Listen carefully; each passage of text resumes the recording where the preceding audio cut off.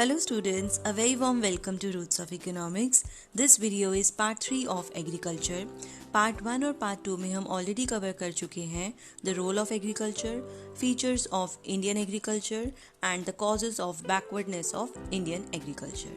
इन 3 topic को करने के बाद नेक्स्ट हमारा इंपॉर्टेंट टॉपिक आता है remedial measures to tackle backwardness of Indian agriculture and measures adopted by the government for improvement of agricultural productivity. क्या सिचुएशन थी, क्या पोजीशन थी, वो तो हमने पढ़ लिया. अब उसको करेक्ट कैसे किया जाए, तो ये आपका एक सेपरेट क्वेश्चन बन सकता है. So let's start with this now. First of all let's do the remedial measures कि क्या क्या हमें सही करना चाहिए किस किस फ्रंट में. तो हमारे यहाँ पे 3 रेमिडियल मेजर्स आते हैं: institutional reforms, technological reforms and the general reforms. ये नाम पढ़ के कुछ याद आ रहा है स्टूडेंट्स? जो हमने पार्ट 2 करा है एग्रीकल्चर का, वहाँ पे भी हमने कहा था कि इंस्टीट्यूशनल कॉजेज हैं, टेक्निकल कॉजेज हैं, और तीसरा कौन सा पढ़ा था? Human factors. रिमेंबर? तो वहीं से ही 2 नाम तो आपको याद ही हो जाएंगे कि कहाँ पर हमारी कमी थी, उसी को हमें क्या करना है? करेक्ट करना है, उसकी रेमेडी लेकर आनी है. सो रेमेडियल मेजर्स का पहला बन गया हमारा इंस्टीट्यूशनल रिफॉर्म्स, देन हमारा बन गया technological reforms and the third one is general reforms. जो भी यहाँ पे कवर नहीं हो पाएगा उसको हम यहाँ पे डाल देंगे. करते हैं एक एक point. First one is institutional reforms. So यहाँ पे हमारा सबसे पहला पॉइंट है एलिमिनेशन ऑफ इंटरमीडियरीज. अगर आपने सेकंड पार्ट देखा है तो उसमें हमने पढ़ा था कि इंस्टीट्यूशनल कॉजेज ही क्या हैं कि इंटरमीडियरीज अभी भी बहुत ज़्यादा हैं, तो हमें उसको एलिमिनेट करना है. ज़मींदारी सिस्टम को अबॉलिश करने के बाद भी अभी भी हमारी इंडियन एग्रीकल्चर में इंटरमीडियरीज रह जाते हैं, मिडल मैन होते हैं. हमें उनको क्या करना है? एलिमिनेट करना है. Intermediaries between the state and the actual tiller of the soil needs to be eliminated. Second है हमारा स्ट्रीमलाइनिंग टेन्योरियल रिलेशन. ये भी पॉइंट हमने वहाँ पे पढ़ा था. तो यहाँ पे सारे सेम पॉइंट्स हैं, उसका किस तरीके से हम करेक्शन कर सकते हैं, उसमें क्या इंप्रूवमेंट कर सकते हैं, उन्हीं को हम यहाँ पे डिस्कस कर रहे हैं. तो पॉइंट्स आप ऑलरेडी वहाँ याद कर चुके हो, उसकी रेमेडी हम यहाँ पे डिस्कस कर रहे हैं. तो स्ट्रीमलाइनिंग का मतलब होता है उसको इफेक्टिव बनाना, एफिशिएंट बनाना. तो हमारा टेन्योरियल रिलेशन जो है, जो टेन्योर सिस्टम है, उसमें कुछ डिफेक्ट है डेफिनेटली, तभी हमें उसको करेक्ट करने की ज़रूरत है. तो कैसे आप करेक्ट कर सकते हो? You can protect occupancy rights. आप जो रेंट रेट्स बहुत ज़्यादा हाई चले जाते हैं उनको आप रेगुलेट कर सकते हो. ऐसा करने से आपकी एग्रीकल्चर की प्रोडक्टिविटी इंक्रीज हो जाएगी और जो आपके टिलर हैं उनकी भी एक्सप्लॉयटेशन काफ़ी हद तक कम हो जाएगी. Then comes preventing subdivision and fragmentation of holdings. हमने बात करी थी कि अगर सबके पास छोटी छोटी लैंड रहेगी तो वहाँ पे मॉडर्न इक्विपमेंट्स को यूज़ नहीं कर पाएंगे. तो आपको क्या करना है? ऐसा होने से रोकना है. आपको ये पूरी कोशिश करनी है कि लैंड को सब डिवाइड करके अलग अलग ओनर ना बन जाए, रादर सबके पास एक सफिशिएंट साइज ऑफ लैंड होनी चाहिए. उससे क्या हो जाएगा? हम मॉडर्न टेक्नोलॉजी को अप्लाई कर पाएंगे. So consolidation of land holdings should be promoted. Consolidation मतलब छोटी छोटी लैंड को कंबाइन करके एक बड़ी लैंड बनाना, ताकि हम मॉडर्न टेक्नोलॉजी को वहाँ पर क्या कर सके? अप्लाई कर सके. So these were 3 points under institutional reforms. Moving to the technological reforms, यहाँ पे हम बात करेंगे कि HYV टेक्नोलॉजी को आपको यूज़ करना चाहिए. HYV टेक्नोलॉजी आपने ग्रीन रेवोल्यूशन में प्रमोट तो करी है, लेकिन वहाँ पे आप सिर्फ और सिर्फ वीट और राइस को ही वीट एंड राइस में ही HYV टेक्नोलॉजी को यूज़ कर रहे थे. You have to use HYV technology in other crops also. Clear? So ये हमारा बन गया एक पॉइंट. Second, mechanisation. जिस काम को अगर मशीन का यूज़ कर कर बेटर तरीके से किया जा सकता है तो आप क्या करो? वहाँ पे मशीन को यूज़ करो. So mechanization means what? Use of machines like tractors and threshers. This is of use of machine like tractors and threshers. तो जब भी हम मशीन का यूज़ करेंगे तो वही सेम काम जो अगर आप लेबर से करवाओगे वो जल्दी से हो जाएगा यूजिंग मशीन. तो यहाँ पे आ गया हमारा ये technological reform. Third one is farm management. हमें अपने फार्मर्स को समझाना है कि उनको सबसिस्टेंस फार्मिंग नहीं करनी है. वो जो कन्वेंशनल तरीके से सोचते हैं कि सिर्फ और सिर्फ हमें अपनी बेसिक नीड्स को फुलफिल करने के लिए एग्रीकल्चर करना है. So conventional wisdom continues to rule decision making in Indian agriculture. उसमें हमें ट्रांसफॉर्मेशन लेकर आना है और इसी को हम कहते हैं farm management. New modern outlook for the farmers. Fourth one, water harnessing. Water तो हम जानते हैं एक रिसोर्स है और लिमिटेड है, तो उसका हमें बहुत ज़्यादा अच्छे से यूज़ करना है। So you need to use water judiciously. This also becomes what, technological reforms. इसकी आप ब्रीफ इंट्रोडक्शन दे सकते हो ये पॉइंट्स लिखने से पहले या पॉइंट्स लिखने के बाद as the form of conclusion. Technological reforms call for the adoption of new technology across all fields and farms, big और small, and across all regions of the country. Clear? So यहाँ पे हमारे complete हो जाते हैं technological reforms. Coming to the last one which is the general reforms. अब general reforms में सारे वो पॉइंट्स लिखने हैं जो हम कवर नहीं कर पाए हैं अपने बाकी दो रिफॉर्म्स के अंडर। तो हमें यहाँ पे पहला पॉइंट लिखते हैं हम, इरिगेशन फैसिलिटी। इरिगेशन फैसिलिटी को परमानेंट सोल्यूशन बना दो। क्यों? क्योंकि आप रेनफॉल पे तो डिपेंडेंट हो नहीं सकते हो, और पानी ही नहीं होगा तो कहाँ से क्रॉप्स को आप ग्रो कर पाओगे। सो इरिगेशन फैसिलिटी बहुत ज़्यादा ज़रूरी है, इसमें आपको काम करना चाहिए। क्या क्या काम करे थे गवर्नमेंट ने, वो अगला टॉपिक है। तो यहाँ पे सिर्फ और सिर्फ हम ओवरव्यू दे रहे हैं कि ये करना चाहिए, इससे आपकी प्रॉब्लम जो है सॉल्व हो जाएगी। प्रॉब्लम कहाँ पर है? लो प्रोडक्टिविटी की प्रॉब्लम है। ये वाली वीडियो के लिए आपको पार्ट 2 देखना पड़ेगा। हमने जहाँ पे रीजंस डिस्कस करे थे कि क्यों प्रॉब्लम है, कहाँ कहाँ पे हमें इम्प्रूवमेंट का स्कोप है। सेकेंड हमारा आता है मार्केटिंग फैसिलिटी। अब अगर हमारे मिडलमैन रहेंगे बीच में, तो क्या हमारे फार्मर्स को सही प्राइस मिल पाएगा? No. So marketing system needs to be effectively developed to protect the interest of the farmers, और वो तभी हो पाएगा जब आप मिडलमैन को एलिमिनेट करोगे। Third one, credit facility. हमारे जो फार्मर्स हैं वो बेटर टेक्नोलॉजी यूज़ क्यों नहीं कर पाते हैं, मॉडर्न टेक्नोलॉजी को यूज़ क्यों नहीं कर पाते हैं? क्योंकि उसको लेने के लिए उनको पैसे की ज़रूरत है, तो क्रेडिट तो उनको मिलता ही नहीं है। तो आपको फोकस करना है, क्रेडिट फैसिलिटी को इम्प्रूव करना है, उनको सस्ते में रेट ऑफ इंटरेस्ट पे लोन प्रोवाइड करवाना है, ताकि हमारे फार्मर्स भी मॉडर्न टेक्नोलॉजी को यूज़ कर सके। Next one is education and awareness. अगर हमारे फार्मर को यही नहीं पता कि गवर्नमेंट ने कौन सी स्कीम लॉन्च करी है, फार्मर्स को यही नहीं पता कि क्या कॉम्बिनेशन यूज करके हमारी प्रोडक्टिविटी इंक्रीज हो सकती है क्रॉप्स की, तो फार्मर्स की तो गलती नहीं है ना। तो गलती कहाँ पर है? आपको फार्मर को अवेयर करना है, एजुकेट करना है। An educated and well aware farmer will certainly appreciate the need to update his farm practices। अगर उसको आप ये समझाओगे कि ऐसा करने से बेटरमेंट होगी, तो कोई भी फार्मर उस चीज़ को अडॉप्ट डेफिनेटली करना चाहेगा। So you need to work on this. Last one is minimisation of risk. अब कुछ भी काम करने के लिए हमारा रिस्क इन्वॉल्व होता है, तो हमारा इंडियन फार्मर के पास तो वेराइटी ऑफ रिस्क है। ठीक है, क्यों? क्योंकि हमारी रेनफॉल पे हमारे फार्मर्स डिपेंडेंट है, और रेनफॉल कैसी है? अनसर्टेन है। हमारे क्रॉप्स कभी कभी डिस्ट्रॉय हो जाते हैं ड्यू टू इंसेक्ट्स और पेस्ट्स, या कभी कभी हमारे फ्लड्स आ जाते हैं, तो फार्मर्स की इनकम को बहुत ज़्यादा खतरा है। तो आपको क्या करना है? उनके रिस्क को मिनिमाइज करना है। कैसे कर सकते हो? Crop insurance. आप जितनी भी वो क्रॉप्स को सो कर रहे हैं, आप उनको इंश्योरेंस पॉलिसी ऑफर कर सकते हो। क्लियर? सो ये हमारे थे जनरल रिफॉर्म्स। तो यहाँ पे हमने ओवरव्यू लिया है कि क्या क्या हमें रेमेडीज अडॉप्ट करनी चाहिए। Now coming to the next topic, which is measures adopted by the government for improvement of agricultural productivity। ये जानते हो कि एग्रीकल्चरल प्रोडक्टिविटी लो है, हमारी गवर्नमेंट ने क्या क्या इनिशिएटिव्स लिए हैं उनके बारे में हम बात करेंगे। तो यहाँ पे हमारी गवर्नमेंट ने 3 तरीके के मेजर्स लिए हैं। First one is institutional measures, technological measures and general measures. क्या कुछ याद करा स्टूडेंट्स? नहीं, अभी ये 3 पॉइंट्स हमने रिफॉर्म्स में पढ़े हैं। तो जहाँ पे रिफॉर्म्स की ज़रूरत है वहीं पे हमारी गवर्नमेंट ने क्या करे हैं? डिफरेंट मेजर्स लिए हैं। सो स्टार्ट कर लेते हैं। First of all institutional measures. वहाँ पे हमने बात करी थी कि आपको एलिमिनेट करना है किसको? इंटरमीडियरीज को। तो गवर्नमेंट ने उसके लिए क्या करा?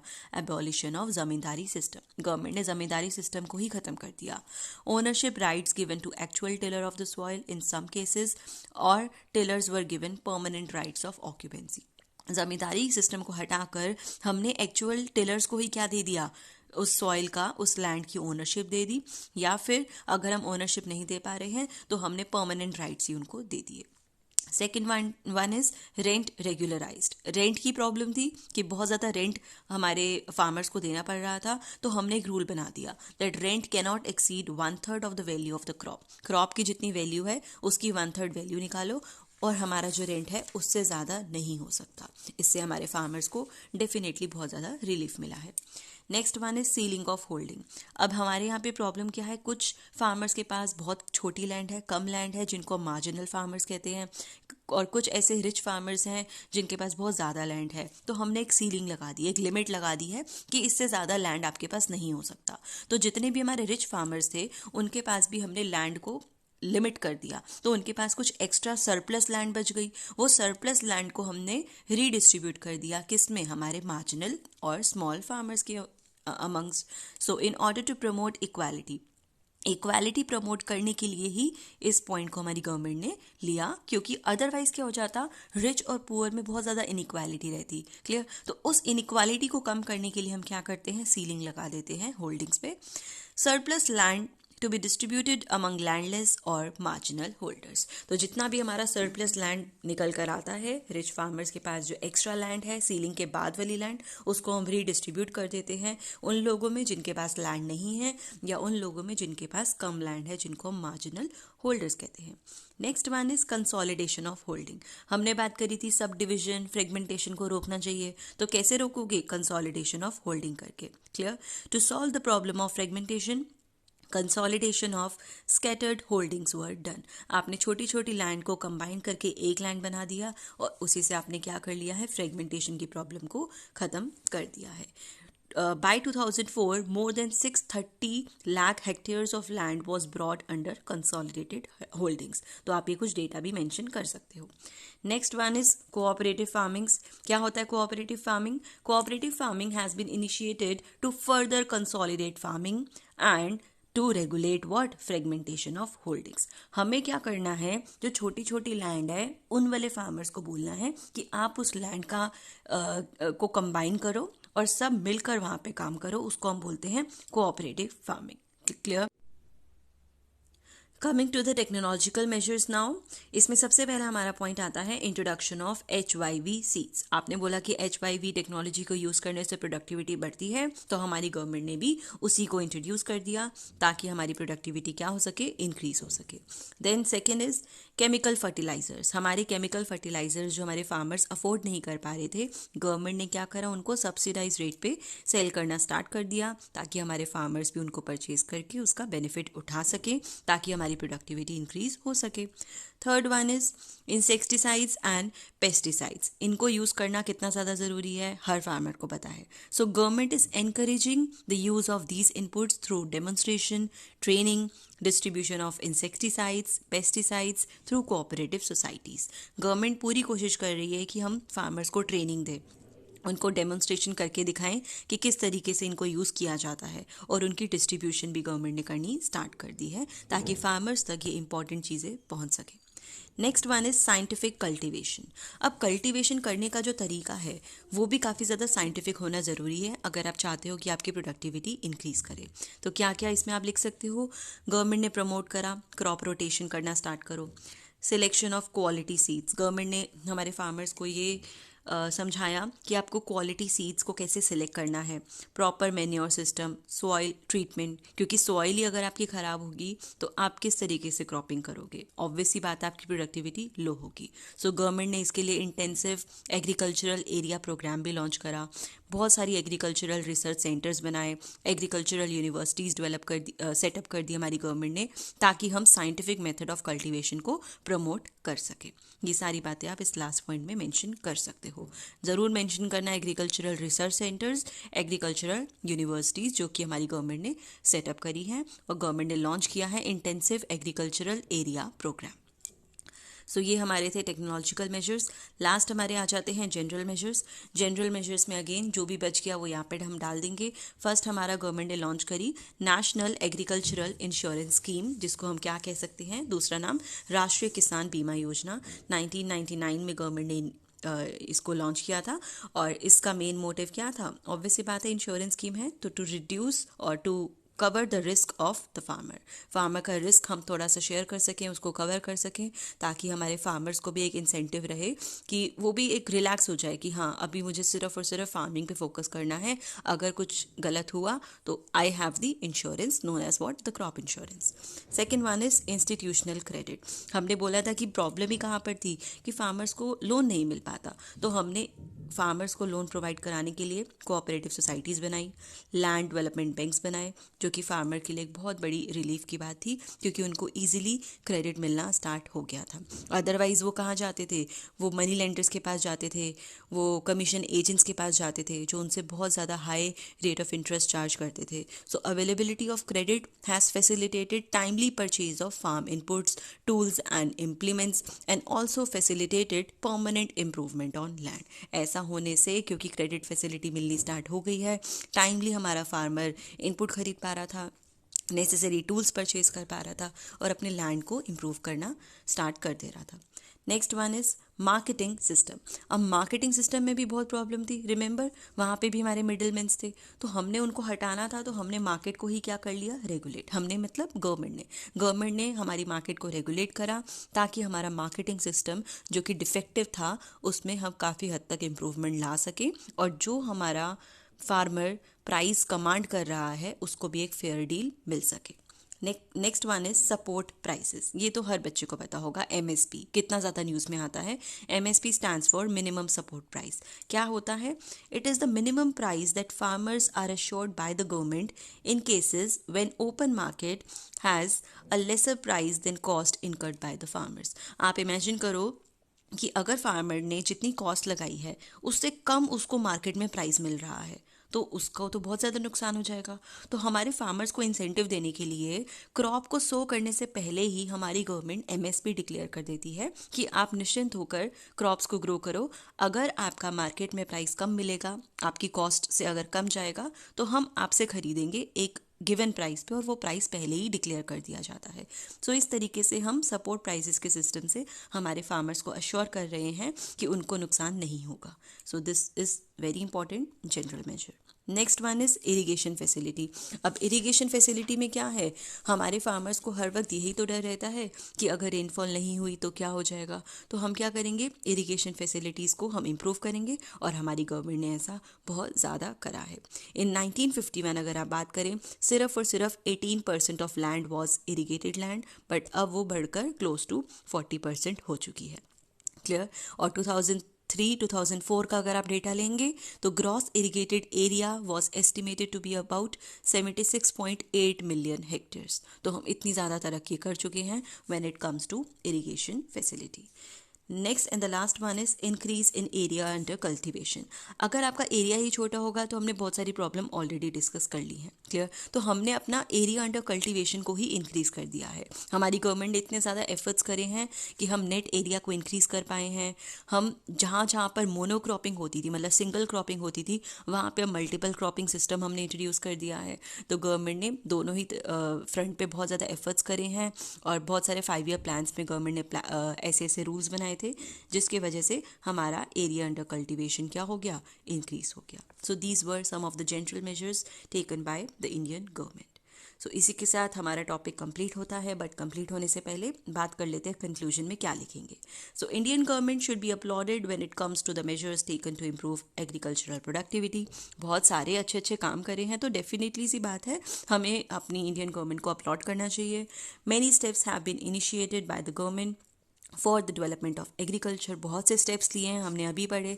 तो गवर्नमेंट ने एग्रीकल्चर को डेवलप करने के लिए बहुत सारे स्टेप्स लिए हैं और वो सारे के सारे एफर्ट्स ने डेफिनेटली हेल्प करा है हमारी एग्रीकल्चरल प्रोडक्टिविटी को बहुत ज़्यादा इंक्रीज करने में।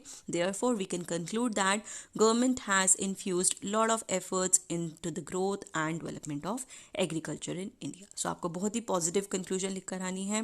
Now students, lastly I would like to say there are certain other initiatives taken by the government जो हो सकता है आपकी बुक में कवर नहीं हुए हैं बट रीसेंट आप न्यूज़ में सुनते हो। For example soil health card और भी बहुत सारी स्कीम्स हैं जो आप रिसेंटली न्यूज़ में सुनते होगे। If you want you can mention those reforms also. Clear? You will definitely going to get some extra marks only. तो ऐसा नहीं है कि जो बुक में लिखा है वही लिखना है। अगर आपको कोई न्यू इनिशिएटिव सुनने में आते हैं न्यूज़ में, आप उनको भी मेंशन कर सकते हो। So with this we have completed this video.